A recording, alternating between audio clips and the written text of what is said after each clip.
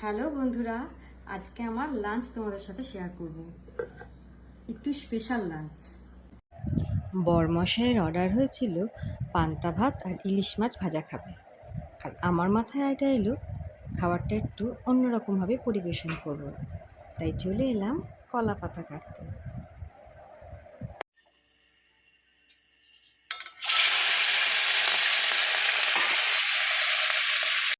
আগের দিন রাতে ভাত রান্না করে ঠান্ডা করে মাটির হাঁড়িতে জল ঢেলে রেখেছিলাম, আর সাথে ছিল ইলিশ মাছ ভাজা। আর ইলিশ মাছ ভাজার যে তেলটা, তাতে পেঁয়াজ আর শুকনো লঙ্কা ভেজে তার মধ্যে আলু সেদ্ধটাও ভেজে নিয়েছিলাম। অসাধারণ খেতে হয় এই আলু সেদ্ধটা।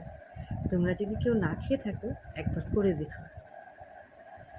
আর এইভাবে মাটির পাত্রে কলা পাতা দিয়ে খেতে বেশ মজা লাগছিল।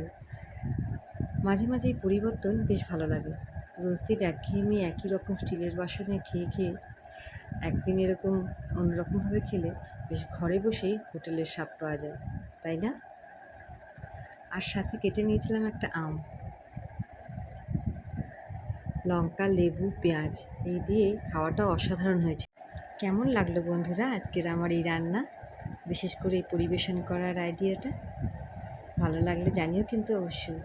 সবাই খুব ভালো থেকো। কথা হবে অন্য আরেক দিন।